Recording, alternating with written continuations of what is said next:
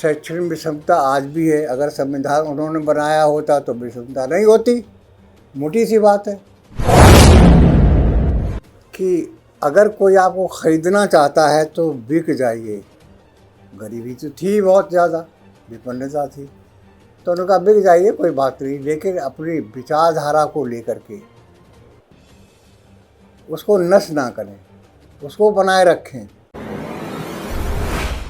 Sir, स्वागत है आपका हमारे आज के इस प्रसारण में।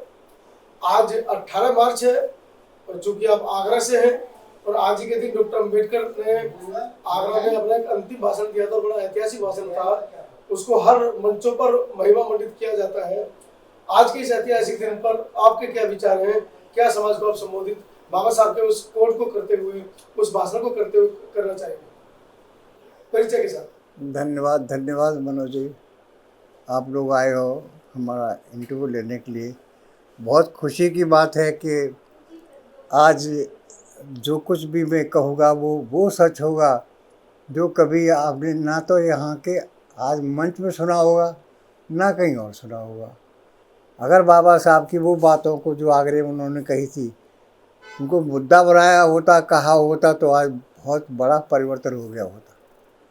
इसलिए आज का दिन तो ऐतिहासिक तो है ही, बहुत ही ज़्यादा महत्वपूर्ण है, लेकिन सच को नहीं कहा जाता, इसलिए बड़ा दुखद भी है।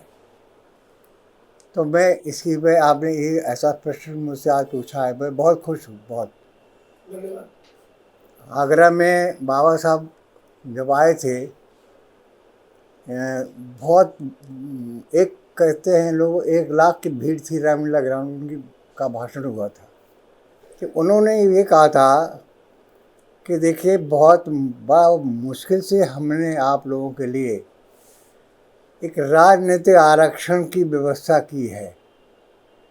अब आप बड़े परिश्रम से तरक्की कर सकते हैं, आगे बढ़ सकते हैं, क्योंकि पॉलिटिकली तो हमारे इशू उठाए जाते हैं, ये तो बाबा साहब शुरू से ही कह रहे थे। लेकिन उन्होंने आगे इसी में जोड़ा कि पढ़े लिखे लोगों ने हमें धोखा दिया, पढ़े लिखे लोगों ने हमें धोखा दिया है। आगे उन्होंने बड़े शॉर्ट में कहा कि हम, उनका एक वाक्यांश है कि हम लोगों को शैक्षणिक, सामाजिक और आर्थिक विषमता को नष्ट करने के लिए लगातार सतत संघर्ष करते रहना चाहिए, चाहे हमें आप अपना खून भी बहाना पड़े। अब इसमें सारा कुछ उनका इतने गमगीन थे कि सब कुछ इसमें है। शैक्षणिक विषमता आज भी है। अगर संविधान उन्होंने बनाया होता तो विषमता नहीं होती।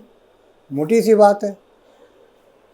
सामाजिक विषमता है, जातिवाद है, जातिवाद एक जात व्यवस्था, एक आर्थिक व्यवस्था भी है और सामाजिक विषमता भी है। आर्थिक विषमता भी है, सामाजिक विषमता भी है। तो सामाजिक विषमता तो है ही, इसको भी नष्ट करने के लिए कोशिश करते रहें। और आर्थिक विषमता, जो जिनके पास सदियों से संपत्ति थी उन्हीं को मूलाधिकार दे दिया गया। जो सदियों से वंचित थे उनके लिए कुछ भी नहीं है, कुछ भी नहीं उनको दिया गया कि, और ना कोई भरपाई की गई किसी तरीके की। तो उन्हें क्या मिला? इसलिए उन्होंने कहा कि आप इसको नष्ट करने के लिए निरंतर संघर्ष करते रहें। लोगों को चाहिए था कि वो एक मुद्दा बनाते अगर इन संगठनों के, राजनीतिक पार्टियों के, लेकिन ऐसा नहीं हुआ, ये किया नहीं। ये मैं कहूँगा कि बाबा साहब के साथ में मंच सजाते हैं, बड़े बड़े भाषण देते, अपनी अपनी बातें कहते हैं, लेकिन असली बात नहीं कहते। दूसरा बिंदु उनका था कि अगर आपको कोई अपने महल में बुलाता है तो चले जाइए, लेकिन अपनी झोपड़ी को नष्ट करके नहीं, क्योंकि जब वो धक्के दे करके आपको अपने महल से बाहर निकाल दे तो आप अपनी झोपड़ी में स्वाभिमान से रह सकते हैं। तीसरा बिंदु उन्होंने कहा कि अगर कोई आपको ख़रीदना चाहता है तो बिक जाइए। गरीबी तो थी बहुत ज़्यादा, विपन्नता थी, तो उन्होंने कहा बिक जाइए, कोई बात नहीं, लेकिन अपनी विचारधारा को लेकर के उसको नष्ट ना करें, उसको बनाए रखें। लेकिन क्या हो रहा है आज आप ये देखिए कि बहुजन नाम के लोग, उन्होंने ना तो डॉक्टर अम्बेडकर के मिशन की बात करी, जो उन्होंने कहा था कि जात विहीन वर्ग विहीन समाज की स्थापना के बिना हमारी आज़ादी ही बेकार है, ना तो इसका ध्यान रखा। और किस पार्टी में नहीं गए, जो विषमतावादी हैं सब सभी में चले गए। तो वो उन्होंने बाबा साहब के साथ कोई अच्छा व्यवहार नहीं किया, और उन्हीं के नाम पर वंश जाते हैं। आज का दिन तो संकल्प दिवस होना चाहिए था। हमने शुरुआत ही आगरे में की थी कि ये संकल्प दिवस होना हो, और वो शैक्षणिक सामाजिक आर्थिक विषमता को नष्ट करने के लिए ये संकल्प लो कि इसको हम दूर करेंगे, लेकिन ऐसा हुआ नहीं। इसके अलावा उन्होंने 10, 11, 12 पॉइंट्स हैं, बहुत कुछ कहा उन्होंने।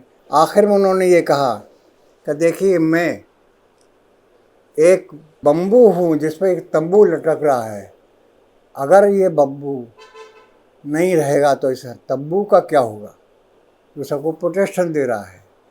मैंने पहले भी बहुत आह्वान किया है कि कोई युवा आए और मेरे मिशन को लेके आगे चले। अब तक तो नहीं आया।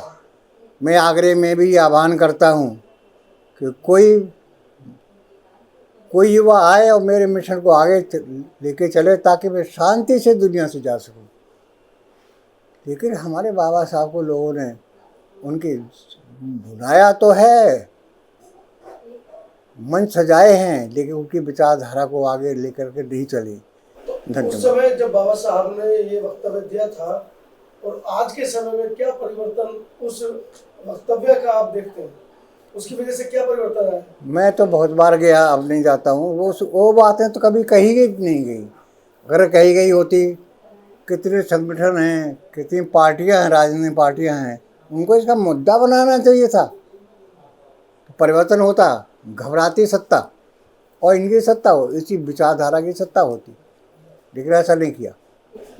आम जनमानस में क्या धारणा है उस वक्तव्य में? आम जनमानस को तो समझाया ही नहीं गया। वो तो एक ही बात तो रटा दी गई है, बाबा साहब ने बहुत अच्छा संविधान बनाया ताकि सच्चाई, उनकी असली सच्चाई से वो जनता दूर रहे। कैसी सच्चाई? सच्चाई यही कि उसे गरीबी क्यों है, बेरोजगारी क्यों है, अशिक्षा क्यों है, उसके कारण क्या है, उसके स्वास्थ्य की, उसको क्या है, संविधान की गारंटी क्या है, संविधान उसके लिए गारंटी क्या है। जबकि कहा रटाया जाता है बाबा साहब बनाया, बहुत अच्छा है। फिर एक आर्टिकल तो बताओ, मूल अधिकारों में कोई आर्टिकल क्यों नहीं है संविधान में?